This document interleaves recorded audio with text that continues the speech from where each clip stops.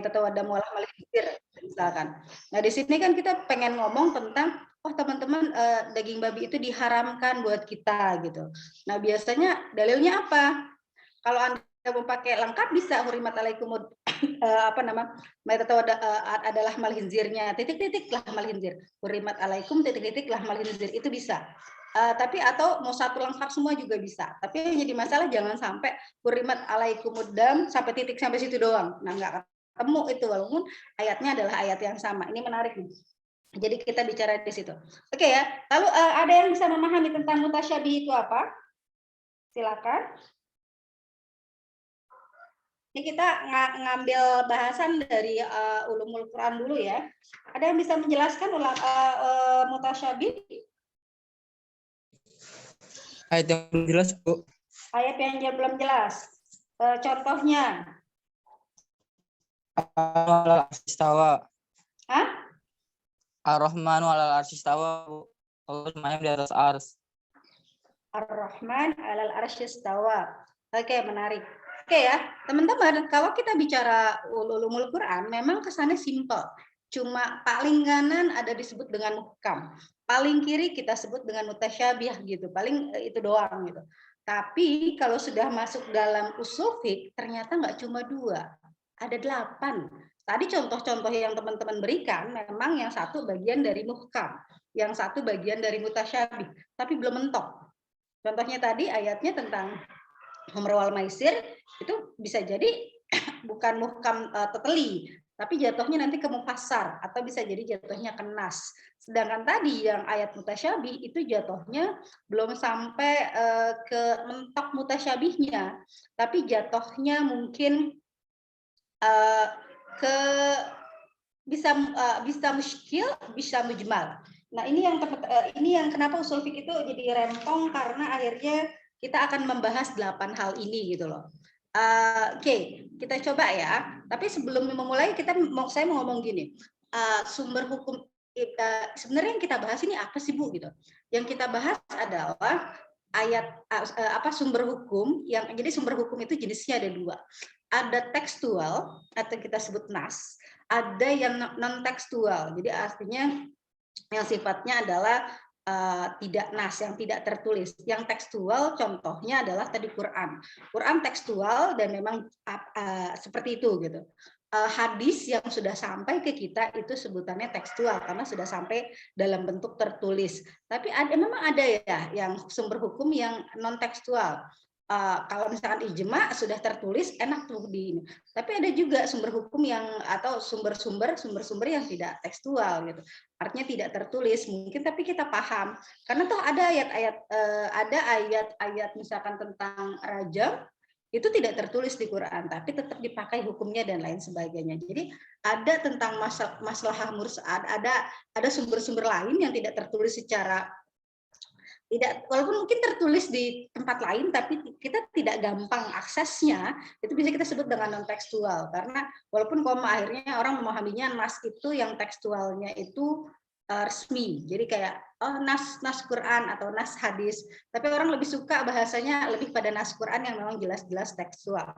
Tapi kalau hadis masalahnya asumsinya ada yang memang dia tekstual, tertulis kisahnya, tertulis dokumentasinya, tapi ada yang menganggap itu adalah yang tertulis hadis itu adalah lebih pada representasi dari pemahaman atau hafalannya para sahabat terhadap apa yang Rasul katakan, apa yang Rasul lakukan. Makanya kenapa kalau Anda bicara hadis, biasanya kita boleh tuh nggak harus sama persis.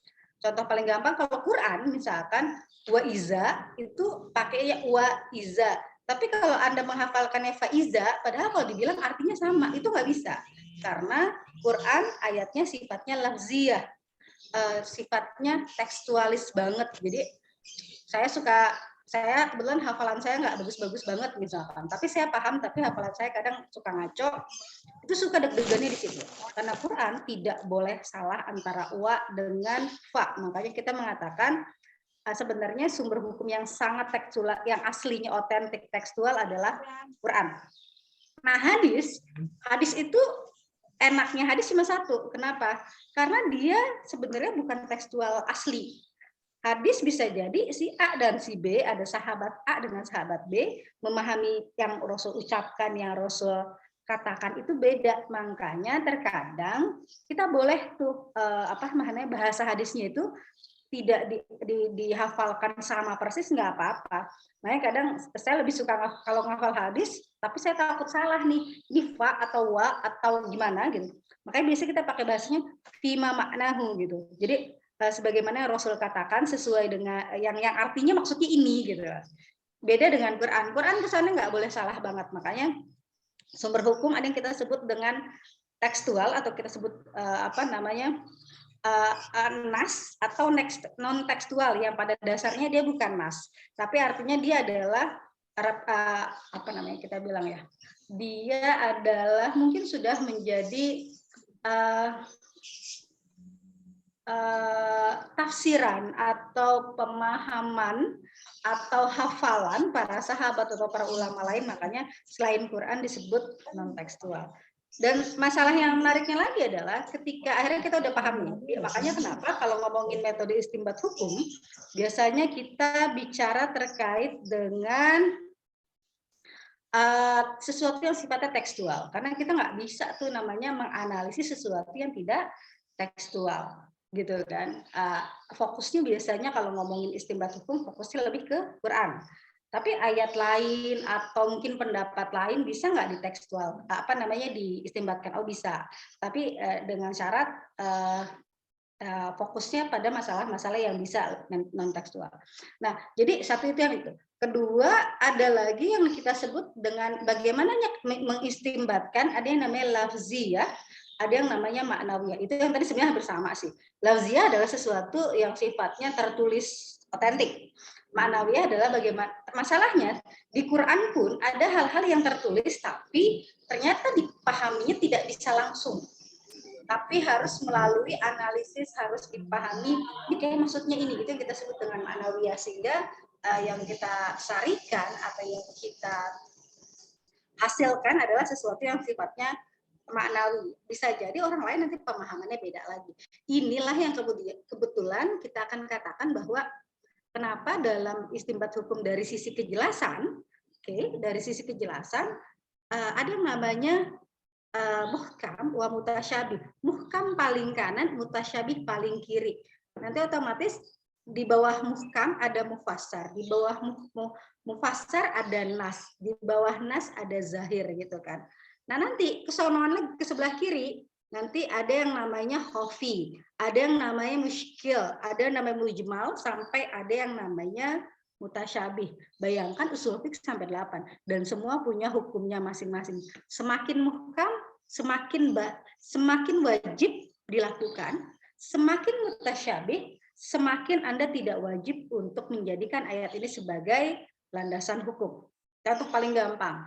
Tadi makanya saya bilang kayak mutasyabih kalau mau mentoknya itu adalah ayat-ayat yang memang tidak bisa dipahami oleh siapapun. Kalau tadi kan contohnya mutasyabihnya masih menurut saya makanya masih di bawah mutasyabih. Contohnya misalkan mutasyabihnya Anda akan mengatakan nun itu mau dipakai ayat buat apa gitu kan, nun, alif, lam, mim. Kalau dalam sisi hukum itu bingung tuh, kita bisa menggunakan ayat ini dalam hukum apa ya gitu loh. Nah kalau dari sisi muhkam semakin ke kanan itu semakin jelas artinya. Biasanya kalau muhkam itu adalah ayat-ayat yang sifatnya teologis, yang udah teologis.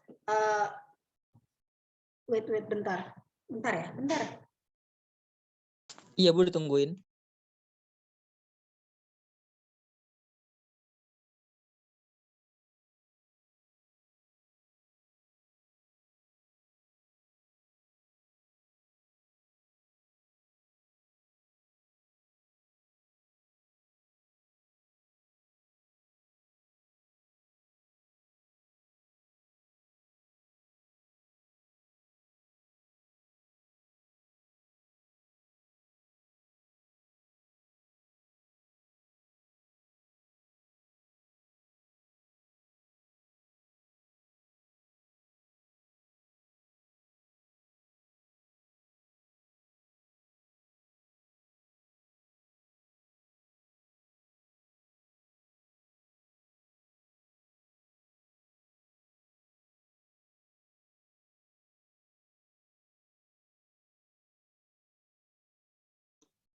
Oke teman-teman, saya mau minta break dulu ya 10 menit aja. Tapi koma nih, saya pengen banget nih teman-teman silakan mendiskusikan tentang, saya pengen tahu nih, ini sebenarnya udah ada contohnya ya, ada zahir, nas, pasar, mukam, sampai mutasyabih gitu kan. Coba searching ya, searching silakan teman-teman selama 10 menit ini dengan kelompoknya searching. Coba dipelajari apa sih yang dimaksud dengan zahir, nas, pasar, mukam, sehingga nanti ke teman-teman lebih tektok gitu, karena saya nggak tahu nih apa teman-teman baru kali ini melihat 8 jenis ini atau tidak, tapi paling nggak saya mohon minta waktu 10 menit. Silakan didiskusikan dengan teman kelompoknya, sehingga nanti ketika saya menjelaskan sudah sangat lebih paham lagi. Mohon izin ya. Baik, Bu. Baik, Bu. Baik, Bu. Baik, Bu.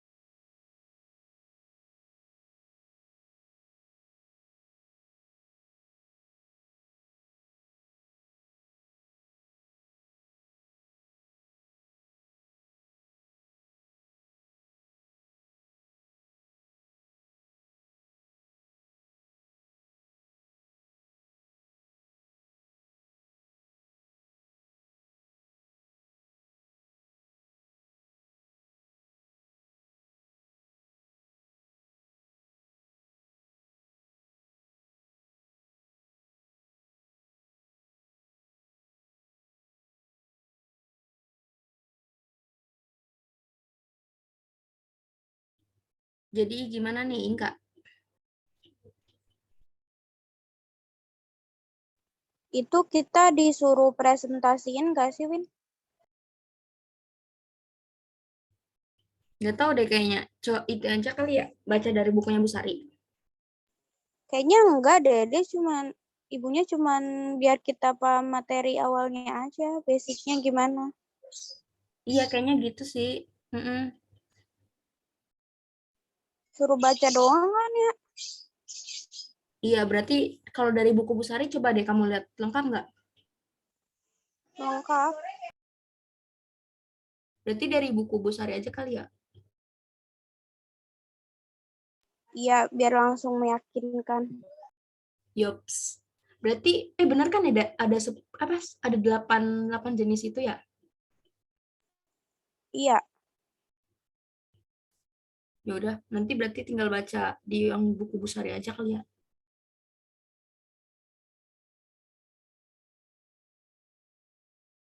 Tadi aku dipanggil berapa kali deh sama Bu Sari?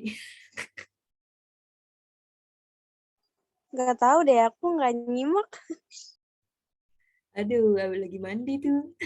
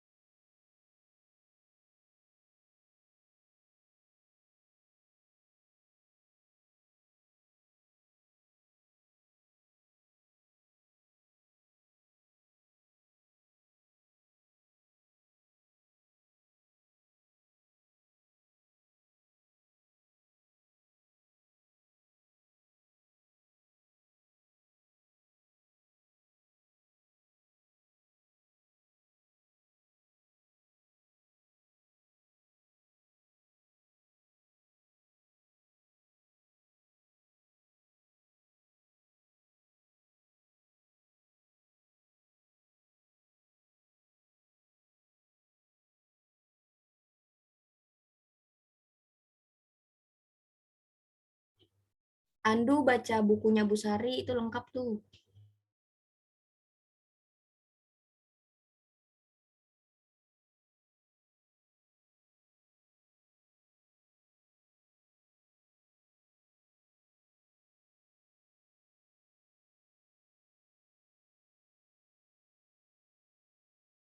Di halaman berapa deh, Inka?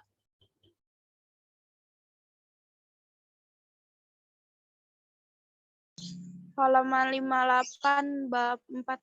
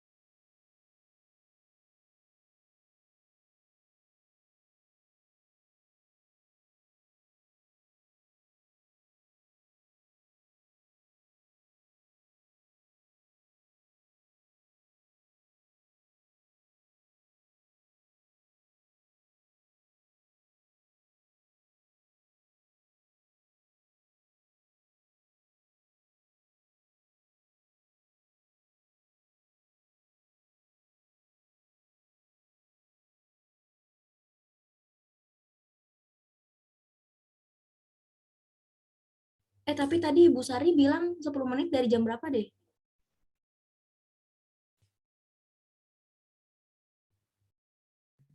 Nah, itu aku nggak lihat jam.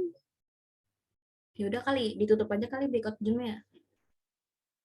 Kayaknya nggak usah pakai breakout sih, itu, Win. Oke.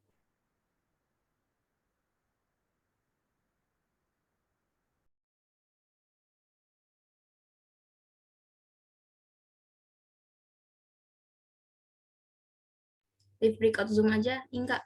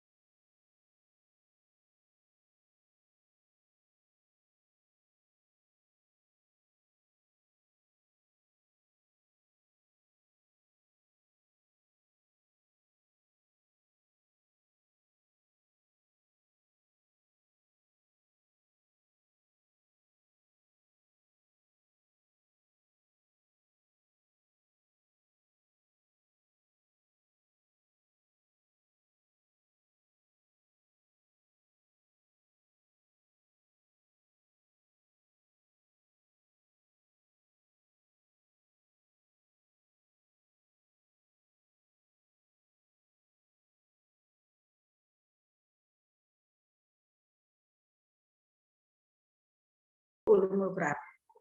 Sedangkan kalau kita bicara kalau kita bicara usul fiqh, ini perlu dibahas tadi kelompok 8 ada bahas hofi ya, baguslah.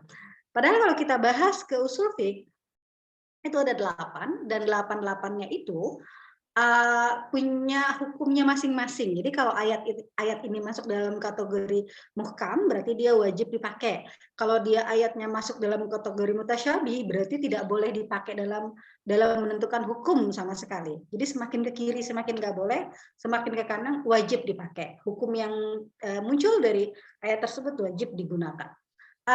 Walaupun tadi ada satu yang menurut agak lucu, bukan lucu sih, agak tidak konsisten ketika ada yang ngasih contohnya gini.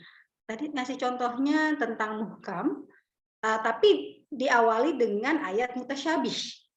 Apa sih tadi? Nun nih, alif lam ro gitu. Alif lam ro kalau nggak salah, alif lam ro, terus setelahnya baru ayat.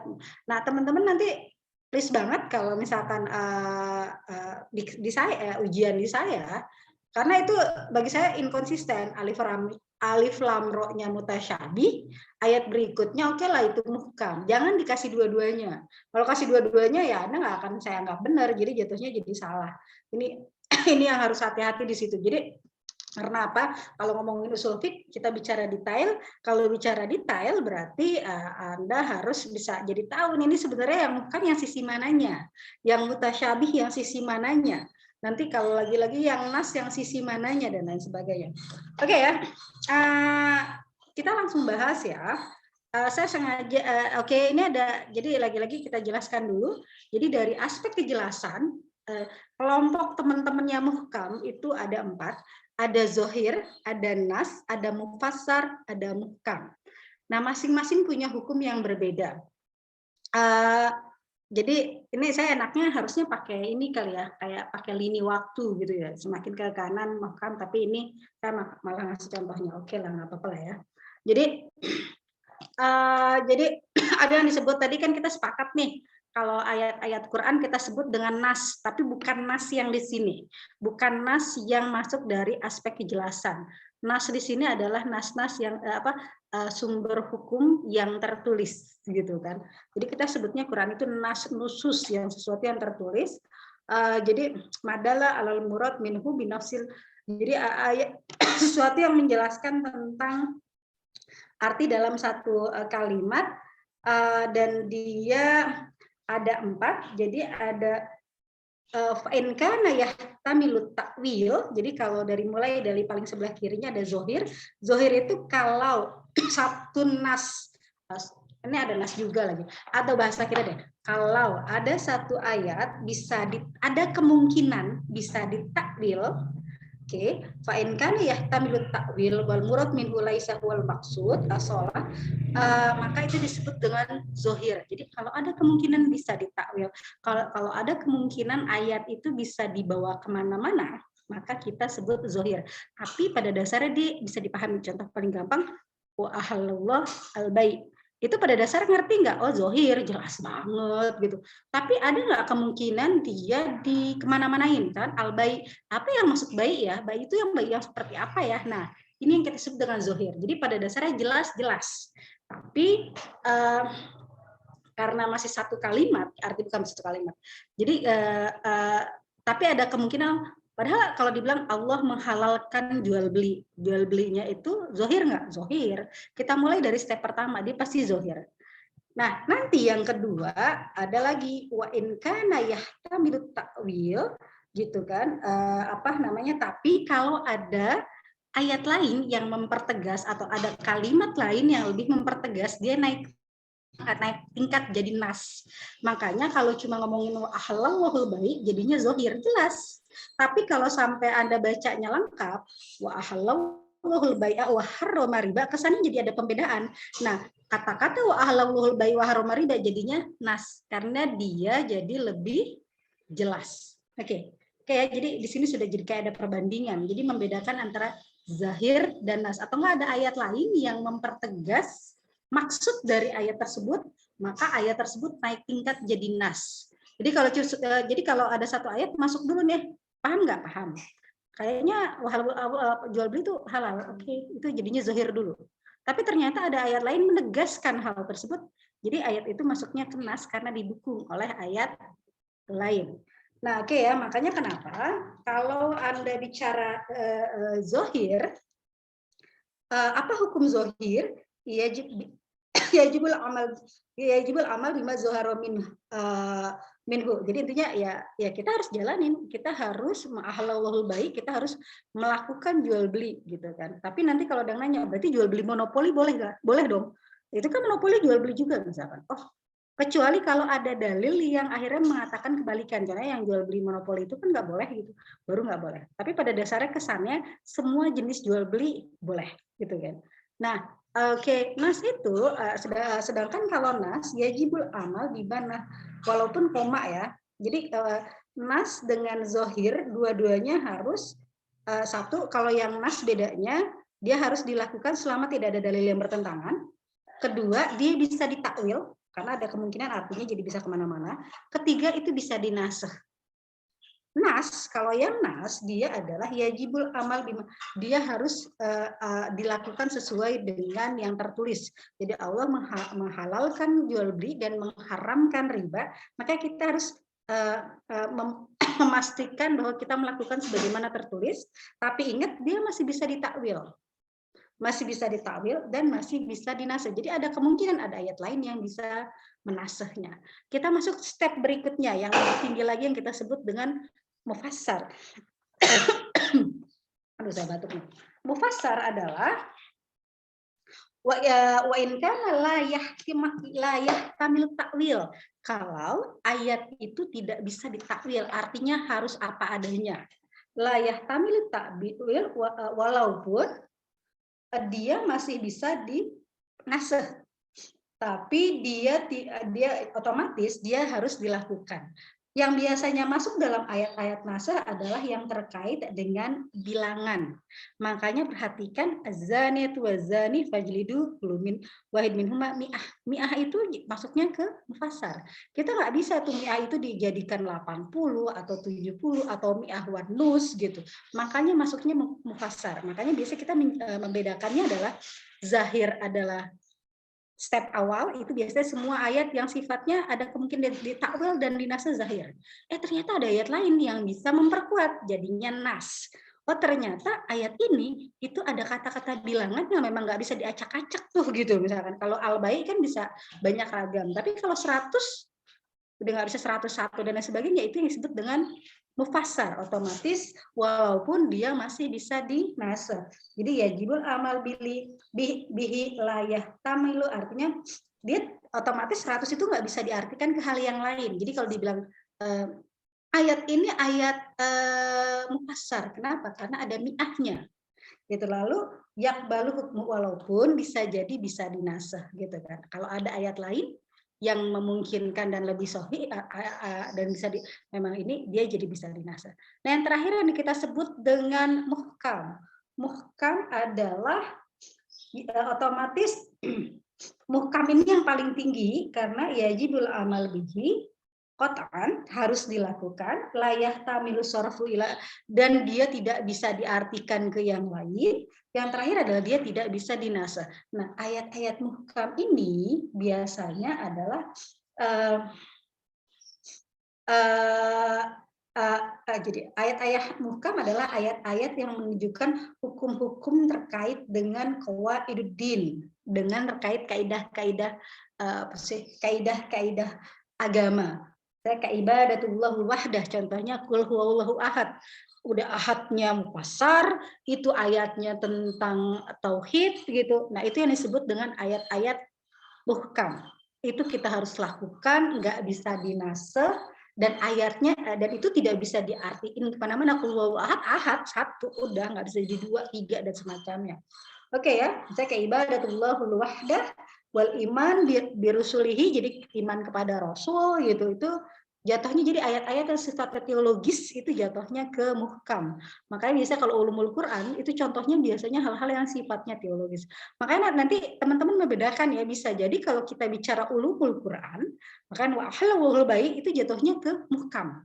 Tapi kalau udah masuk usul fiqh itu jatuhnya dia bukan muhkam mentok, dia bagian dari muhkam tapi masih masuk dalam zahir. Sampai sini ada yang tidak mengerti sebelum kita beranjak ke mutasyabih? Silakan resen. Ada teman-teman yang masih tidak mengerti? Oke, Sinta, silakan. Mohon maaf Bu, tadi yang mufassar itu masih bisa dinasakh ya Bu? Kalau ada nasehnya ya, tapi tidak bisa ditakwil. Artinya oke. kalau ada nasehnya, kalau kemungkinan ada nasehnya, kemungkinan bisa, tapi dia tidak bisa ditakwil. Oke, ada lagi? Baik, Kalau terima yang kasih. nasah, Bu, Ah, kalau yang nasah itu, Bu, itu gimana, Bu? Saya Nas. masih kurang paham. Iya, yang nas.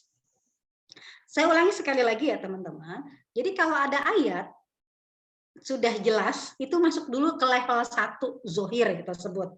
Zohir adalah satu ayat yang berdiri sendiri dan sudah jelas, tapi ada kemungkinan nih, masih kemungkinan bisa ditahu. Kalau yang nasehnya itu mungkin kita nggak bermain dengan naseh ya, karena itu bicara tentang ada ayat yang menaseh itu kan hal lain. Tapi mungkin kalau kita bicara ke lafaznya ada dua kemungkinan.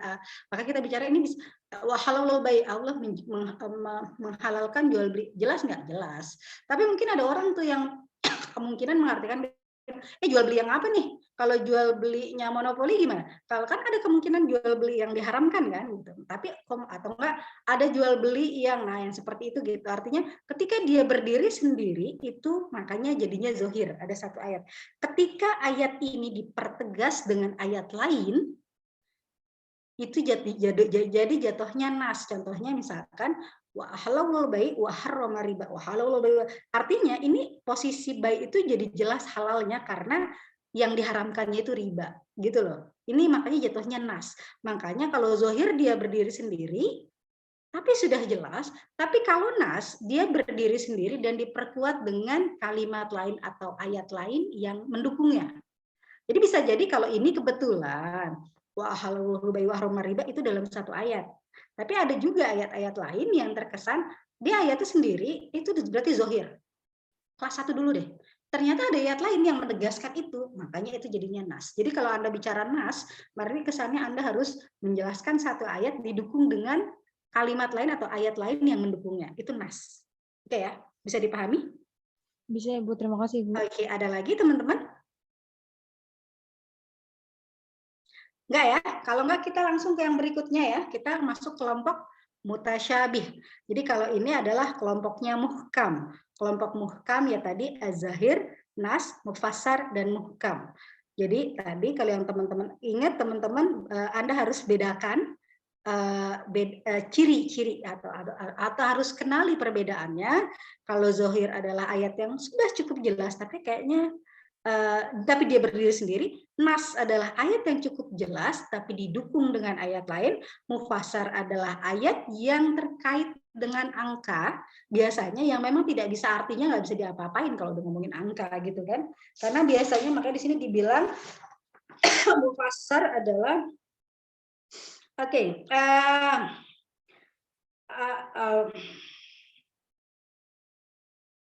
jadi bisa jadi mufassar itu bisa jadi itu atau bisa jadi yaitu tadi bisa diperjelas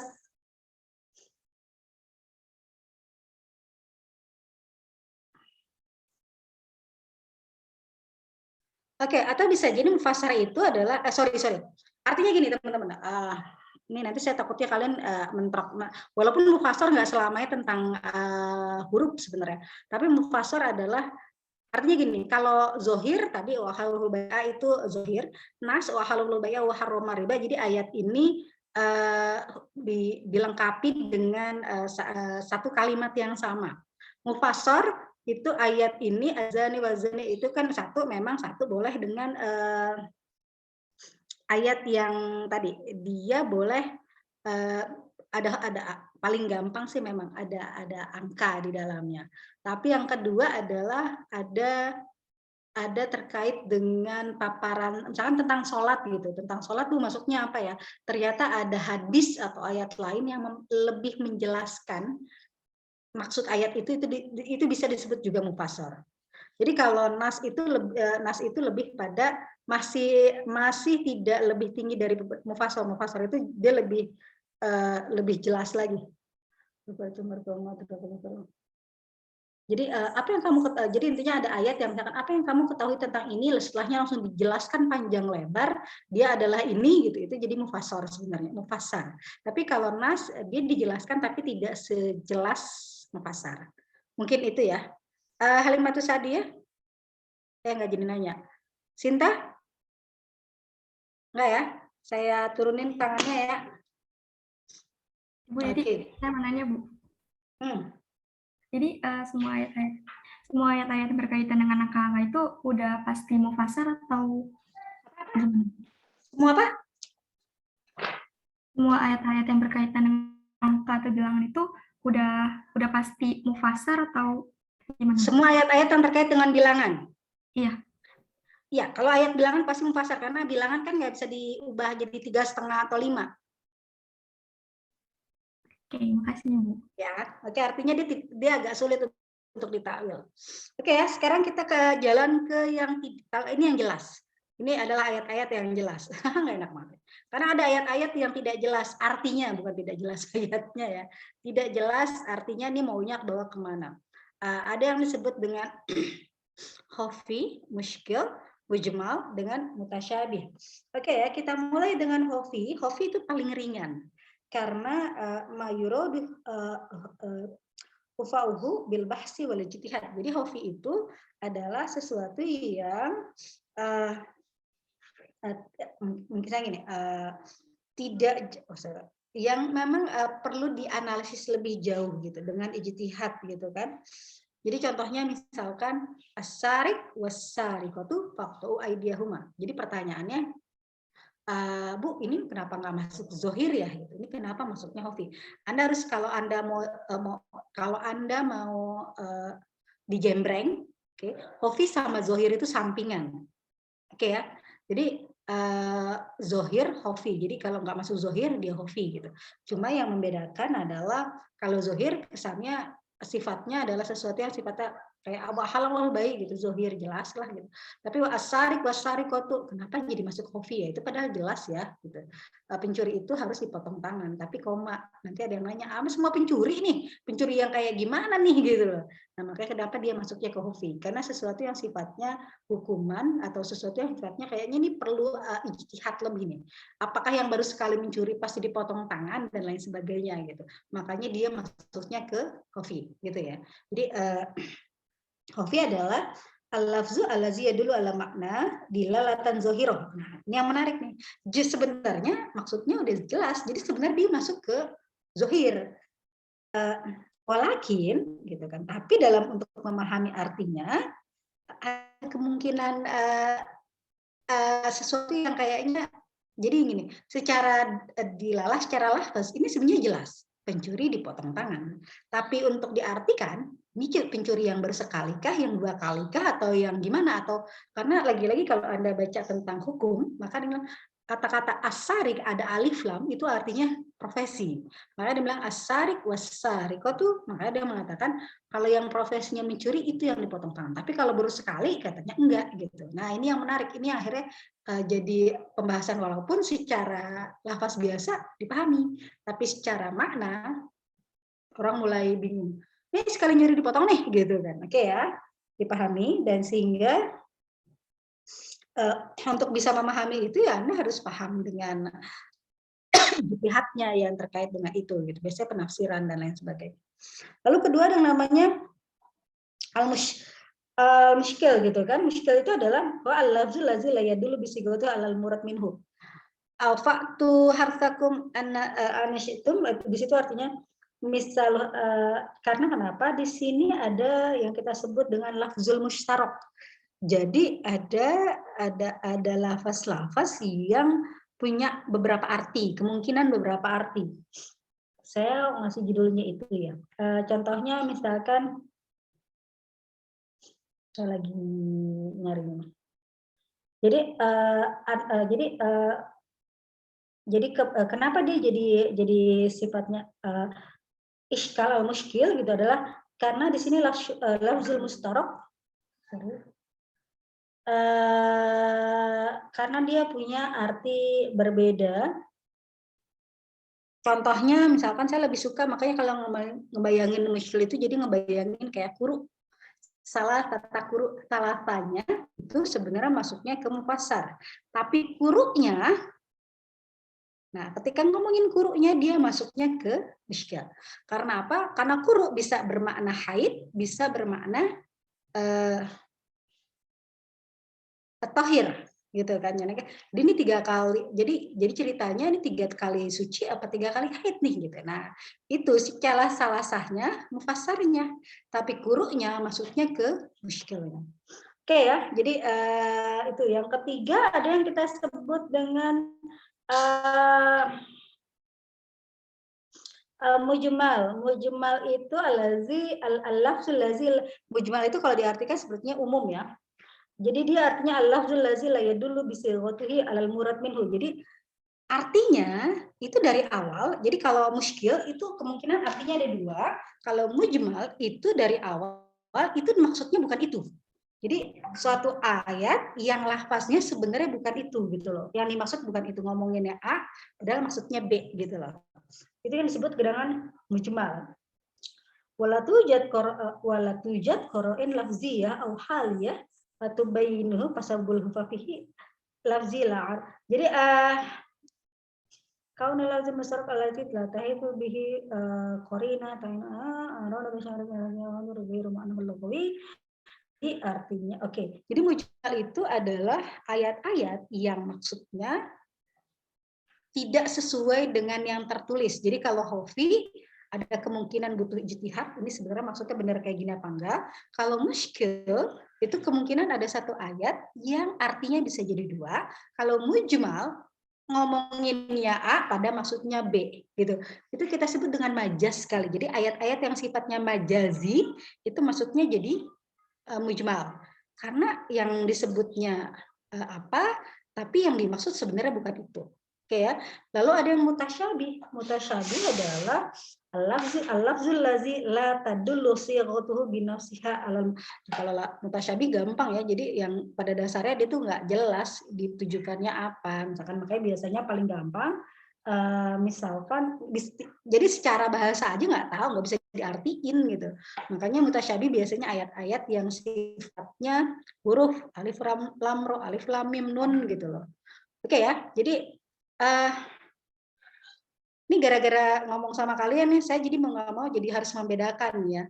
Hofi adalah pada dasarnya adalah ayat yang pada dasarnya lafaznya bisa dipahami dengan sangat baik, bisa masuk zohir sebenarnya, tapi ada kemungkinan ada sesuatu yang harus diperjelas ketika ngomongin maknanya, karena as-sarik was-sarik itu misalkan ini yang model seperti apa.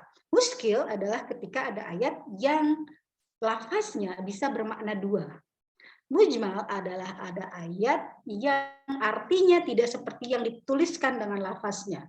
Mujmal itu artinya. Mutasyabih adalah ayat-ayat yang sifatnya gampang huruf ya. Makanya kadang kalau kita mau ngomongin versi usul fiqh, yang mutasyabih apa? Alif lam ro. Tapi kalau tadi teman-teman kan yang mutasyabih apa? Lebih pada maknawinya kan tadi Arab alal arsy istawa gitu. Itu masuknya ke mutasyabihkah atau ke kelompok mutasyabih itu yang kita sebut dengan apakah itu mujmal karena dia masih butuh penafsiran lebih jauh gitu atau dia masuknya musykil gitu. Lebih ke sana. Oke ya, sampai sini. Ada yang mau nanya? Ingat ya ini usul fiqh bukan ulumul Quran. Jadi makanya lebih detailing lagi bahasanya gitu ya. Oke, Sinta lagi? Ya Bu, mau nanya contohnya yang mujmal itu kayak gimana ya Bu? Kalau di slide-nya udah kebayang ya, wa tuhaqqahu yauma hasadihi gitu. Dan berikanlah haknya di masa panennya gitu kan. Paling akhirnya haknya itu apa maksudnya? Apa? Oh, ini bukan hak. Jadi maksudnya dan berikanlah zakatnya. Karena yang dimaksud hak itu adalah yang hak bukan hak tapi lebih pada zakat. Jadi artinya bukan hak gitu loh, lebih ke sana sebenarnya. Oke, baik Bu, terima kasih. Oke, ada lagi teman-teman? Saya ingin bertanya, Bu. Iya, silakan. Ini Bu, kalau misalkan ayatnya itu Al-Fatihah ayat 1 gitu, Bu. Itu masuknya kemana, Bu? Gimana? Kalau ayatnya misalkan Al-Fatihah ayat 1 itu masuk kemana, Bu? Khafi, muskil, atau mujmal, atau gimana? Apa gimana? Al-Fatihah Misalkan ayat nih, Ayatnya Al-Fatihah ayat 1. Nah, itu masuknya kemana, Bu? Ke khafi, ke muskil, atau mujmal, atau mutasyabih? Al-Fatihah ayat 1 yang mana tuh? Yang bismillah aja, Bu. Misalkan. Nah, yang paling menarik, apakah bismillah? Bismillah itu masuk dalam Al-Fatihah atau tidak? Itu aja orang masih berdebat tuh.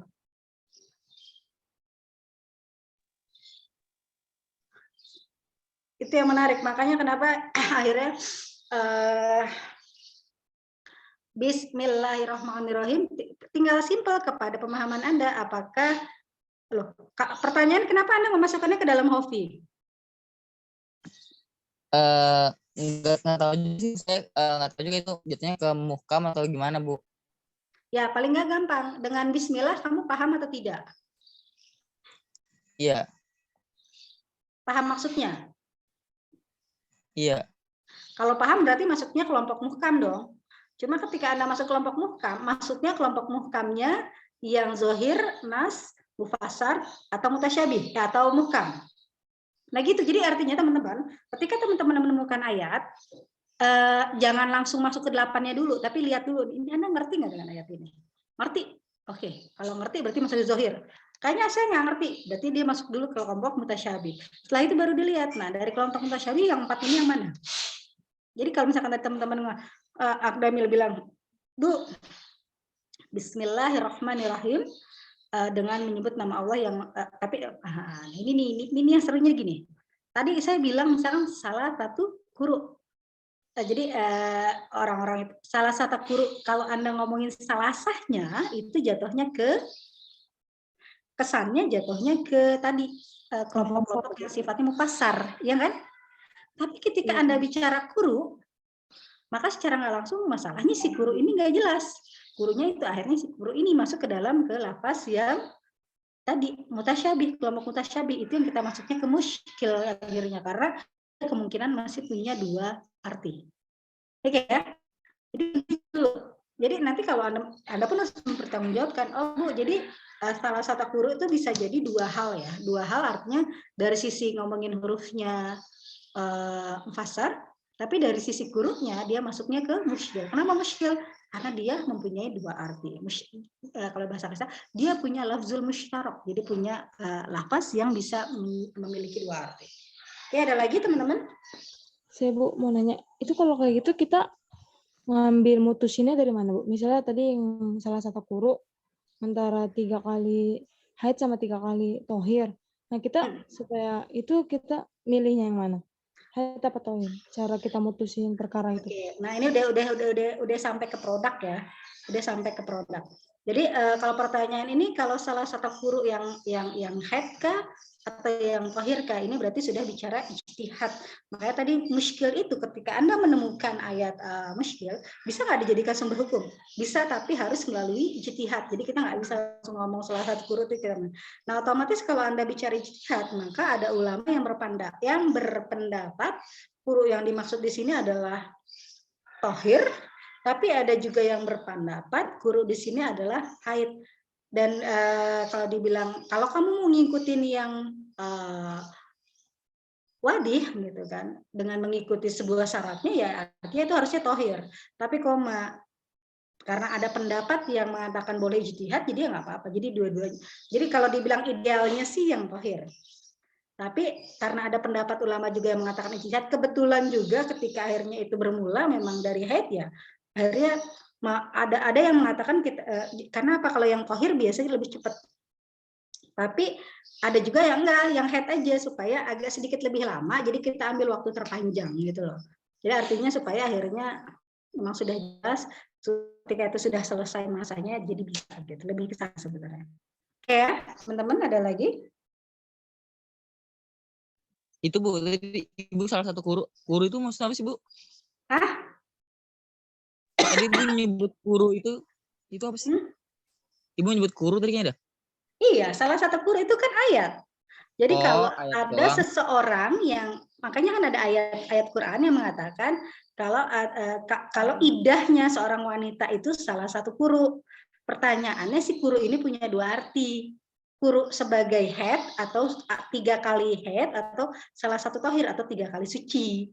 Makanya karena si kuru ini punya 2 arti, makanya masuknya ke lafaz muskil gitu loh. Lebih ke sana. Tapi ini kita kan padahal ngomongin gimana penetapannya. Tapi kalau yang tadi Sinta bicara adalah, jadi ada 2 nih, kita milih yang mana. Nah itu berarti sudah sampai pada produknya. Oke, sudah dipahami teman-teman? Sudah Ibu, terima kasih Ibu. Oke, next ya. Nah, jadi enak kan? Semoga teman-teman memang tidak ada di buku kan, enaknya. Jadi yang dengerin mungkin nanti akan bisa jelasin. Jadi teman-teman sekali lagi saya ulang sedikit sekali lagi. Oke. Jadi ya pembedaannya ya. Zohir, nas, mufasar, muhkam. Zohir adalah pada dasar itu level 1. Jadi semua ayat yang sifatnya zohir, semua ayat yang sifatnya jelas masuk dulu ke zohir.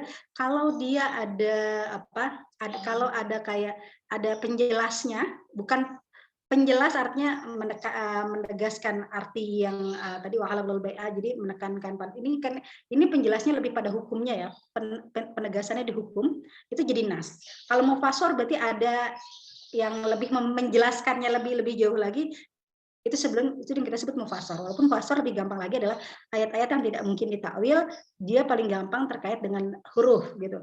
Tapi ada juga ayat-ayat yang menjelaskan sesuatu yang zohir, itu juga disebut dengan mufasor. Lalu ada muhkam biasanya segala sesuatu yang sifatnya teologi atau usuluddin kayak qul huwallahu ahad, itu dijelas-jelas tuh.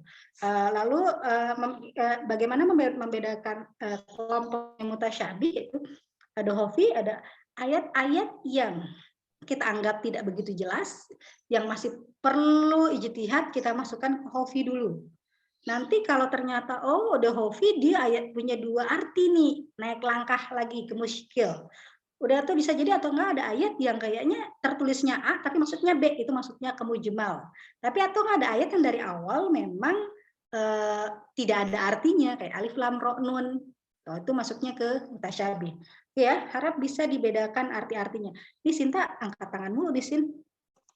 Oke, lalu berikutnya kita akan bicara tentang aspek penggunaan. Aspek penggunaan ada 3 sebenarnya. Ada yang disebut dengan hakikat wal majaz, ada sorih wal kinayah, dan terakhir ada takwil. Nah, jadi penggunaan. Jadi ayatnya itu bagaimana cara menggunakannya. Bagi saya mungkin ini gampang, bukan gampang ya, saya nggak tahu nih. Anda bisa bedain nggak hakikat, sorry, dan kinayah? Hakikat dan majaz adalah sifatnya, kita hanya memahami hakikat dan majaz kalau sifatnya lafziyah, bukan lafziyah, lafaz ya. Artinya gini, hakikat contohnya wala taqtulun nafsal. Jadi kalau tadi dari sisi kejelasan bahasanya, kalau ini dilihat dari sisi penggunaannya, ini digunakan hakikat atau majaznya. Anda harus bedakan itu, karena jangan sampai maksudnya itu hakikat tapi Anda jelaskannya atau nggak maksudnya itu majaz tapi Anda artikan sebagai hakikat. Contoh paling gampang misalkan hakikat, contohnya misalkan kalau hakikat mah gampang ya, jadi sesuatu yang sifatnya diartikan apa adanya, itu yang kita sebut dengan hakikat. Qul huwallahu ahad, itu jelas-jelas hakikat, kitanya ya itu apa adanya. Atau misalkan ayat-ayat hakikat adalah suatu ayat atau adalah ayat-ayat yang diartikan. Jadi pada dasarnya makanya paling gampang gini, semua ayat biasanya lebih banyak ayat hakikat daripada ayat majaz, karena hakikat adalah bagaimana kita memahami ayat itu apa adanya. Nah, kalau ayat majaz adalah ayat-ayat yang bisa jadi diartikannya bukan apa adanya. Perlu analisis lebih jauh di sini. Ada satu ayat yang orang berdebat, ini hakikat atau majaz, adalah contohnya adalah ayat aula mastumun nisa. Oke ya. Kenapa dia menurut Anda ketika ngomongin ayat wudhu yang seseorang jadi batal wudhunya, aula mastumun nisa, itu maksudnya ke hakikat atau majaz? Oke ya. Ada orang yang membacanya aula mastumun nisa tanpa panjang, aula mastumun nisa lamasa artinya menyentuh. Ada orang membawanya ke dalam hakikat. Itulah kenapa ada beberapa ulama menganggap bahwa menyentuh lawan jenis itu membatalkan wudhu. Oke ya. Karena dia memahami ayat itu sebagai ayat hakikat, aula mastumun nisa. Jadi kalau Anda menyentuh lawan jenis itu menjadi batal. Tapi ada ulama lain berpendapat ini ayat majas. Kenapa ayat majas? Karena dia ternyata bacanya beda. Dia bacanya aula mastumun nisa, dia agak panjang laknya. Kalau la mastumun nisa itu diartikan saling menyentuh. Nah, kalau saling menyentuh itu dimajaskan dengan melakukan hubungan. Oke ya, sehingga ulama yang berpendapat ini adalah ayat majas, dia akhirnya berpendapat bahwa cuma sekedar menyentuh lawan jenis itu tidak membatalkan, karena yang membatalkan adalah apabila sampai misalkan berhubungan intim gitu loh. Ini yang makanya kenapa hakikat dan majas harus Anda pahami dengan sangat baik sehingga Anda tahu, oh ini mah ayatnya hakikat, nggak boleh dibawa ke majas, atau oh enggak ini ayatnya majas, jangan dibawa ke hakikat gitu. Tapi ada ayat yang tadi kayak aula mastumun nisa itu sebagian berpendapat ini ayat hakikat, sebagian berpendapat ini adalah ayat majas. Tapi ada orang yang paling gampang ikutin aja hakikatnya gitu. Berarti menyentuh membatalkan. Tapi mengatakan oh enggak, soal dibaca aula mastumunarnya di situ perbedaan pendapat. Dan kalau di Indonesia kayaknya kebanyakan dari kita membawa ayat itu ke dalam ayat hakikat sehingga akhirnya banyak dari kita atau sebagian besar dari kita menganggap adalah menyentuh lawan jenis membatalkan wudhu. Oke ya, kalau ayat hakikat Anda bisa pahami. Contoh yang saya sebut di sini adalah auja'a ahadukum minal ghaib. Kalau seseorang dari kamu baru datang dari kamar mandi. Pertanyaannya adalah, apakah setiap orang yang baru keluar dari kamar mandi pasti batal? Gitu. Kenapa ini dianggap majas? Karena orang yang dari kamar mandi dimajaskan biasanya habis buang air besar atau buang air kecil. Makanya orang yang baru keluar dari kamar mandi dianggap batal wudhunya. Padahal jadi sebenarnya asumsinya orang yang jadi ini majas karena diasumsikan itu. Tapi kalau Anda membawanya ke dalam hakikat, nanti Anda akan mengklaim bahwa ada orang baru keluar dari kamar mandi gara-gara cuci tangan, tiba-tiba dia keluar kamar mandi, ente batal wudhunya. Kenapa? Karena ada ayat mengatakan auja'a ahadukum minal ghaib, siapapun yang baru keluar dari kamar mandi itu batal, berarti kamu batal wudhu. Loh, saya cuma cuci tangan jadi batal lagi nih, gitu kan. Oh enggak, nah ini yang kita bilang, ini ayatnya adalah ayat majazi. Karena asumsinya patokannya bukan berarti siapapun yang keluar dari kamar mandi pasti batal, tapi siapapun yang keluar dari kamar mandi dan dia buang air besar itu yang batal. Oke, sampai sini dipahami teman-teman? Paham, Ibu. Oke, berikutnya ada sorih, ada kinayah. Nah, kalau sorih dan kinayah ini menyangkut tentang bagaimana menyampaikan penyampaiannya. Ada yang sorihnya, sorih itu artinya adalah makanya kalau dalam Quran biasanya ayat-ayat yang dipakai tentang sorih dan kinayah adalah ketika bicara tentang ayat-ayat yang sifatnya pembicaraan, ya kan? Ayat-ayat yang sifatnya diskusi satu dengan yang lain. Ada yang sifatnya sorih, gitu kan? Ada yang sifatnya kinayah, jadi penyampaiannya langsung to the point, atau penyampaiannya melalui kinayah atau diam-diam, gitu kan?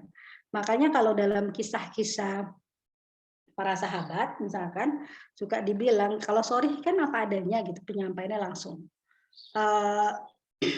Misalkan walaupun kata-kata kinayah itu bisa diperjelas terkait dengan misalkan kalau orang yang dalam keadaan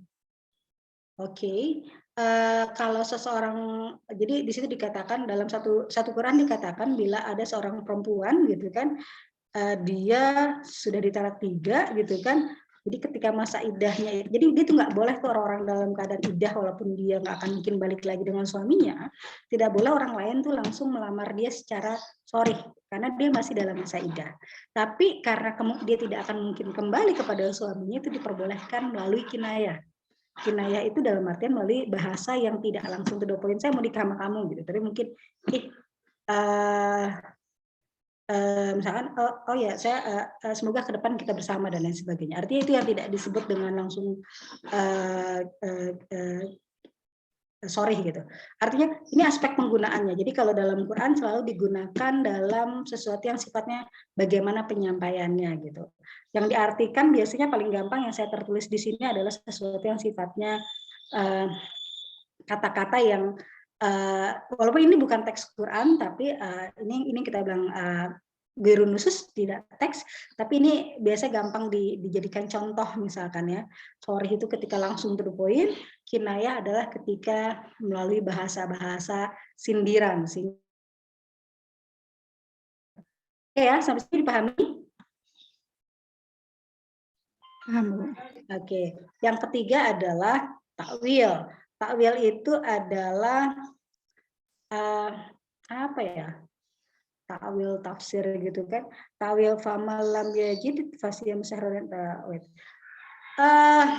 Oke, takwil itu adalah bagaimana kita memahami maksud dari ayat-ayat itu. Famal lam fasiyam syahran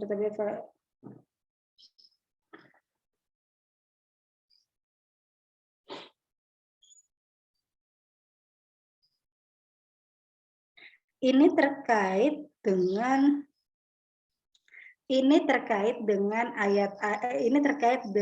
hudud bagi mereka yang melakukan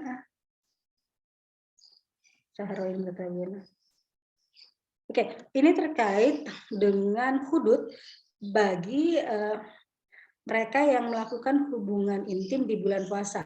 Maksudnya di saat berpuasa. Famalam yajid. Jadi intinya kan di sini ada dikatakan bahwa mereka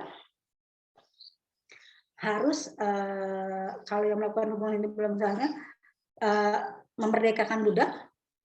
Famalam yajid, kalau nggak bisa fasyamu syahraini mutata biaini, gitu artinya mereka harus puasa 2 bulan berturut-turut, kan? Qabla ayata masa, sebelum mereka kembali bisa melakukan hubungan suami istri. Famalam yastati, tapi kalau yang nggak bisa, sitina miskinan. Nah ini takwil ini ngasih makan sitina miskina secara bahasa. Secara bahasa pasar, sitin jelas sitinnya. Tapi kalau pertanyaannya how to, bagaimana cara memberikan makan 60 orang miskin, ini bukti ditakwil. Apakah bisa sekaligus 60-nya dalam satu hari, atau satu hari satu orang miskin. Nah ini kita sebut dengan takwil penggunaannya. Jadi bagaimana ayat itu ditakwil, dipahami, sehingga ketika prakteknya itu bisa diimplementasikan dengan sangat baik. Karena simple kan. Ini atau nggak paling gampang aja. Ini syahroini mutatabiah ini gimana caranya 2 bulan berturut-turut. Kalau cewek kan ada headnya misalkan gitu kan. Atau cowoknya ya, oh yaudah kalau nggak bisa sitina miskinan. Nah ini gimana sitina miskinan? Ini 1 hari berturut-turut. Nah itu yang kita sebut dia masih butuh penjelasan lebih lanjut. Ayatnya dipahami, tapi ketika implementasinya itu yang kita sebut kita takwil, kita perjelas. Jadi penggunaan ayatnya itu juga perlu penjelasan lebih lanjut. Jadi nggak langsung dipahami ansih gitu. Oke, sampai sini ada yang mau ditanyakan? Saya mau nanya lagi, Bu. Ibu, Ya. itu berarti nentuinnya pakai ijtihad ya, Bu? Kenapa? Nentuin yang kata ngasih makan orang miskin itu nentuinnya pakai ijtihad atau gimana, Bu?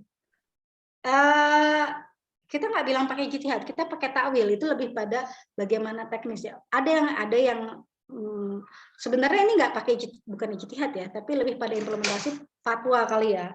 Fatwanya ulama ini Pak Ustadz, ini gimana ya? 60 orang makan caranya 1 hari atau sehari 1. Nah, itu yang sebenarnya apapun bisa, tapi kan orang bingung mengimplementasikannya karena mereka takut salah kan.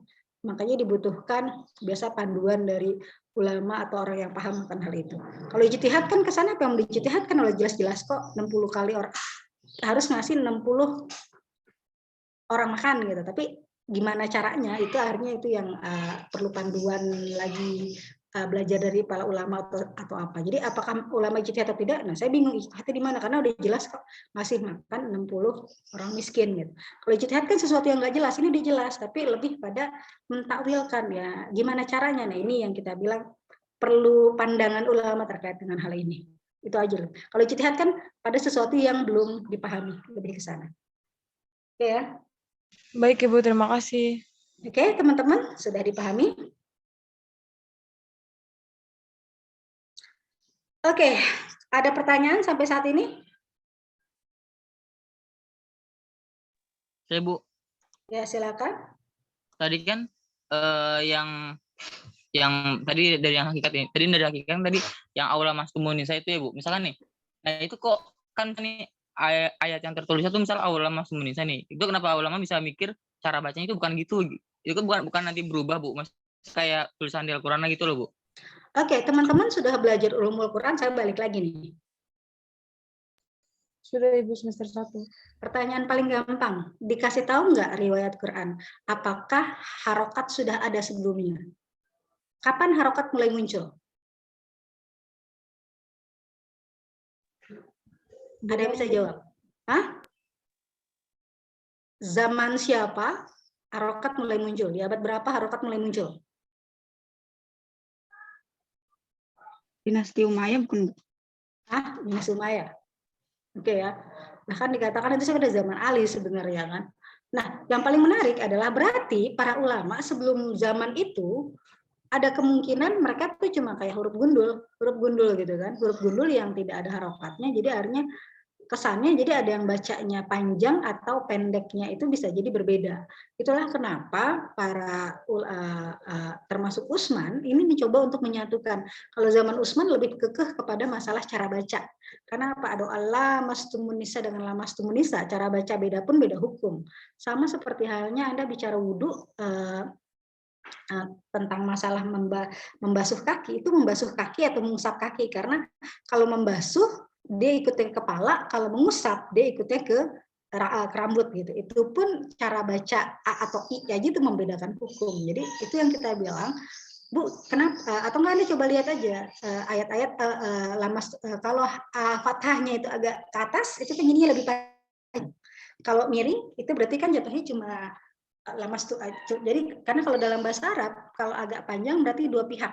Kalau cuma satu berarti satu pihak. Makanya kenapa kalau kita bilang kalau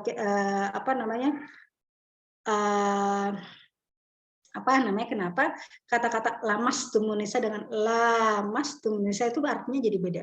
Lamas tumunisa satu arah, lamas tumunisa berarti dua-duanya. Makanya kenapa? Karena dua-duanya diartikan melakukan hubungan. Karena melakukan hubungan jadi jatuhnya ke majas.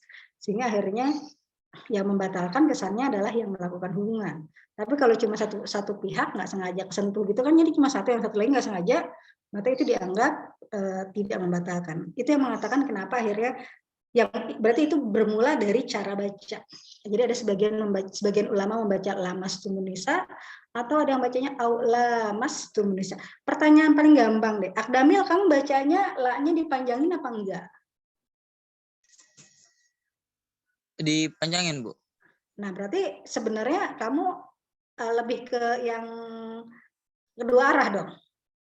Karena konsekuensi dari dipanjangin berarti kesannya Anda memahaminya sebagai majazi.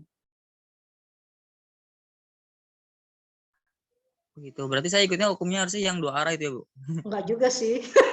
Artinya jangan karena saya bacanya panjang lagi enggak. Artinya sebenarnya akhirnya kita ngambil yang ya udahlah hati-hati aja satu arah juga nggak apa-apa lah, toh kan tajwid dulu lebih baik ya, paling gitu akhirnya kita kan lebih ke sana kan.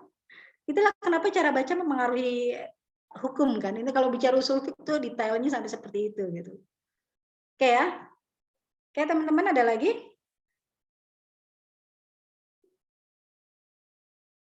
Nggak ada? Bu, tapi kalau misalnya yang di Mekah itu yang saat tawaf berarti pakainya yang majazi dong, Bu. Yang mana? Yang tadi tentang wudhu, ulam setumunisa. Artinya teman-teman sebenarnya gini, lamastumun nisa artinya kalau di telinganya orang fikih, orang hukum itu jadinya majazi, oke ya, karena kita ini terkait dengan hukum. Tapi untuk orang tidak memahaminya hukum ya dibaca-baca aja gitu aja nggak apa-apa, dan itu nggak masalah gitu, lebih ke sana. Jadi kalau untuk orang hukum kupingnya berdengingnya berarti majazi gitu loh. Makanya di sana mengatakan kayak di Mekah itu majazi gitu loh. Dan nggak apa-apa, nggak nyentuh. Tapi kalau kita kan lebih menganggap, tapi kalau ulama yang lain kan lebih menganggap misalkan, oh menyentuh itu pun hukum menyentuh itu kan banyak dari sebenarnya banyak ya. Contohnya misalkan Syafi'i mengatakan menyentuh itu batal karena asumsinya tadi lama tunisanya itu lamasa itu dibawa ke hakikat. Hakikat berarti menyentuh biasa. Terus kalau ada yang lain, menyentuhnya ulama lain dikaitkan dengan syahwat. Jadi kalau menyentuh biasa nggak apa-apa, tapi kalau dipakai syahwat artinya sudah ada ini berarti batal. Kalau tadi yang Hanafi memang aulam, dia pakainya membawa ayat itu ke dalam majazi. Jadi sebenarnya kalau sampai melakukan, nah itu tuh kayak gitu. Makanya kenapa hukum menyentuh itu banyak gitu. Tapi kalau akhirnya kita cuma mengambil sisi, ya udahlah, kalau kita mau wudhu lagi kan lebih baik. Kita jadi dulu wudhu lebih bagus kan wudhu lagi. Kita aja akhirnya lebih ke sana seperti ini. Ya. Baik, Bu, terima kasih, Bu. Oke, teman-teman ada lagi pertanyaan? Mau nanya Bu, itu emang pas yang menyentuh perempuan itu emang para sahabat tidak memastikan kepada Rasulullah, Bu. Di zaman sahabat nggak ada yang bingung gitu dari situ. Kok bisa muncul kebingungan gitu? Oke, teman-teman. Jadi gini ceritanya. Coba Anda otak-atik deh baca tentang berdebatnya ulama, sebenarnya bukan berantem ya. Perdebatan tentang sentuh menyentuh bahasa kasarnya. Karena ada sebagian sahabat yang melihat atau mereka menganggap Rasul pernah mencium, Rasul pernah mencium istrinya sebelum sholat. Makanya orang-orang yang mereka menganggap kalau gitu berarti lamastu menisanya majazi dong gitu kan, karena setelah Rasul mencium istrinya beliau langsung sholat. Jadi akhirnya ada sebagian sahabat yang menganggap itu majazi gitu kan. Karena apa? Karena buktinya Rasul nggak wudhu lagi, padahal dia menyentuh istrinya gitu. Tapi sebagian ulama lain menganggap paling bagus udah sih bawanya ke hakikat aja, itu lebih kalau bahasa kita gitu, itu lebih hati-hati lah bahasa kasar. Itu lebih hati-hati kita bawa itu ke dalam arti yang sesungguhnya gitu. Itu lebih hati-hati sehingga akhirnya masih banyak yang lebih kekeh ke membawa ke maksud yang sesungguhnya, ke arti menyentuh itu membatalkan wudhu. Saya jadi takut nih gara-gara belajar ini kalian semua jadi, Pak kalau gitu kita nggak batal ya gitu. Nggak ke sana ya, tapi artinya lebih pada ini adalah perdebatan ulama yang artinya kita jadi Anda paham gitu, perdebatannya adalah kita bawa ini ke dalam hakikat atau majazi, lebih ke sana sebenarnya. Oke ya. Ada lagi teman-teman? Nggak ada? Nggak ada ya? Oke. Kalau nggak ada berarti saya mau bikin gara-gara dulu deh ya. Teman-teman, setelah ini saya minta ini jadi tugas kelompok deh. Saya nggak mau jadikan ini tugas personal karena saya minta teman-teman ngasih contoh dari semua yang tadi kita bahas. Dari mulai kalau memang Anda ragu, berikan keterangan, Bu ini jadi nas karena bla bla bla gitu kan. Dan saya mohon maaf, jangan kasih contoh yang ada di buku yang saya kasih, buku panduan itu. Kasih contoh yang berbeda. Oke ya. Jadi kasih contoh mulai dari zohir, nas, mufassar, hukam, hofi, ya, iskil, amal, mutasyabih. Oke ya, silakan berikan contohnya dan pastikan tidak ada di buku yang sudah saya share ke kalian. Lalu berikan juga contoh hakikat, majas, soreh, kinayah, wa ta'wil. Oke ya, kalian kerjakan bersama. Oke, nanti kalau sudah silakan direkap, bukan direkap kan kerja kelompok ya. Silakan nanti Anda kumpulkan paling lambat jam Cinderella di grup ketua kelompok. Nanti ketua kelompok silakan ditulis siapa yang mengerjakan. Jadi nama kelompok ini yang mengerjakan ABCD. Jadi kalau nggak ngerjain juga nggak apa-apa, paling nggak dimasukin namanya sama ketua kelompok. Silakan didiskusikan contohnya. Lalu warning saya cuma satu, jangan contoh yang ada di buku saya itu aja. Jadi selain itu nggak apa-apa, bebas. Dan semoga Anda tidak bekerja sama satu kelas, tiba-tiba contohnya sama semua, berarti ketahuan tuh ya. Karena yang dibutuhkan sebenarnya adalah, yang jadi menarik adalah teman-teman kayak misalkan kenapa ayat ini jadi masuknya ke tadi misalkan mujmal ya. Oh, contohnya ini Bu, karena ayat ini ternyata begini-begini. Nah, itu yang penting itu. Karena tadi kan kalau nggak gitu jadinya, loh, ini kok nggak ada penjelasannya, berarti ini masuknya ke coffee dong ya gitu. Nah nanti kalau nggak dipindahin tempatnya jadi kesannya Anda nggak lengkap semua. Jadi contohnya tuh ada 8, 9, 10, 11, 12, 13. Jadi kayak hakikat dengan majas. Kita hanya akan tahu hakikat, Anda harus jelasin dia hakikat Bu, karena kita hukumnya dibawa ke hukum asli. Dia jadi majas Bu, karena ternyata yang dimaksud sebenarnya ini, bukan ini, ayat ini. Oke ya, jadi please kalau perlu digarisbawahi Ibu, yang misalkan yang mufasar salasanya Bu, kurunya mah bukan gitu. Karena jangan sampai tadi alif lam ro ini terus loh, ini kan dua-duanya ada gitu. Oke, sampai sini dipahami?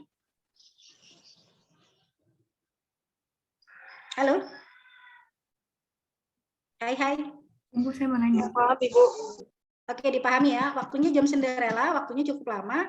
Ini sudah jam 8.42. Kalau nggak ada pertanyaan, saya tutup. Silakan. Jadi bisa langsung kerja kelompok. Ibu, Alimah mau nanya.